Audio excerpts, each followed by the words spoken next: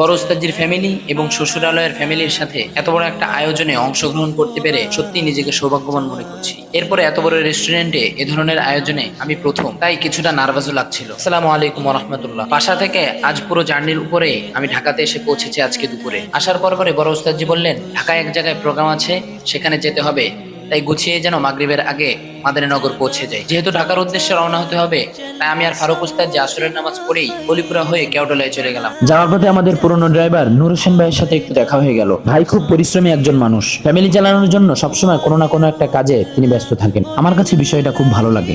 কেওডালা পৌঁছাতেই মোটামুটি বৃষ্টি শুরু হয়ে গিয়েছে, তাই কিছুক্ষণ দাঁড়িয়ে থেকে সিএনজিতে করে চিটাগাং রোড পৌঁছে গেলাম। চিটাগাং রোড থেকে কিছু দূর যেই মাদারীনগর মাদ্রাসার সামনেই ফ্লাইওভার পার হয়ে মাদ্রাসার কাছে পৌঁছে গেলাম। যদিও বড় ওস্তাদের আব্বা আম্মা এবং ফ্যামিলি আগ থেকেই সেখানে আছেন, শুধু আমরা যাইতে বাকি। মাদারীনগর মাদ্রাসার সামনে থেকে মাদ্রাসার বেডিং এর কিছু কাজ সেরে হুজুরের শ্বশুর বাড়ির পাশে একটা মসজিদে নামাজ পড়ে শ্বশুরালয়ের দিকে রওনা হলাম। নিচ থেকে সকলে লিফটে করে চলে গেলাম বাসার সামনে। যেহেতু আমি বাসা থেকে এসেই এখানে বড় ওস্তাদের সঙ্গে দেখা হয়েছে, তাই বাসার অবস্থা সম্পর্কে চা খেতে খেতে কিছু কথা বললাম। গোছাতে বেশ এসার সময় হয়ে গিয়েছে। এদিক থেকে যেহেতু 2-3টা গাড়ি যাবে, তাই আমরা একসঙ্গে নামাজ পড়েই মসজিদ থেকে বের হলাম। আমাদের গন্তব্য এবার মোহাম্মদপুর। ঢাকার বড় রাস্তায় জাম ঠেলে ঠেলে সময়ের পূর্বেই আমরা সেখানে পৌঁছে গিয়েছিলাম।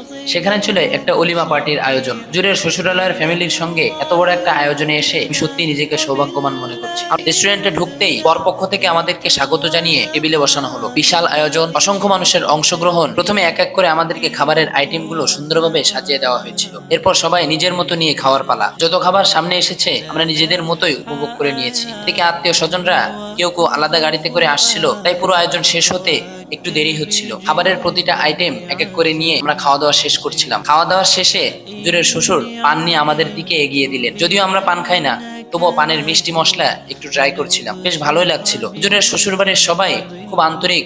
রেস্টুরেন্টের এক কোনায় বাচ্চাদের জন্য খেলনার সুন্দর ব্যবস্থা ছিল, বাচ্চারাও নিজেদের মতো সেখানে উপভোগ করছিল। ঢাকাতে আসলে বড় মানুষের বড় বড় আয়োজন। আজকে এটা ছিল আমার সত্যি অভিজ্ঞতার একটা কারণ। সত্যি অভিজ্ঞতা বেড়েছে। খাওয়া দাওয়া শেষে নিচে হাঁটাহাঁটির জন্য তিনজনে নেমেছিলাম। ফারুক উস্তাদ যে সামান্য কিছু কেনাকাটা করলেন এবং একটু হাঁটাহাঁটি করে আমরা আবারও উপরে চলে আসলাম। অনেক হাঁটাহাঁটি ও ঘোরাঘুরির পর আমি ফারুক উস্তাদ জি এবং হুজুরের শালা একসাথে বসে একটু আড্ডা দিলাম। যেহেতু সবাই অপরিচিত ছিল, তাই অন্যদের সঙ্গে তেমন কথা হয়নি, তবে আমরা নিজেদের মধ্যেই কথা বলছিলাম। এত বড় আয়োজনে এসে অনেক কিছু শিখতে পারলাম, একটু ভয়ও কেটে গেছে। সবচেয়ে বড় কথা, হুজুরের ফ্যামিলির সঙ্গে এসে সত্যি খুব ভালো লাগছে।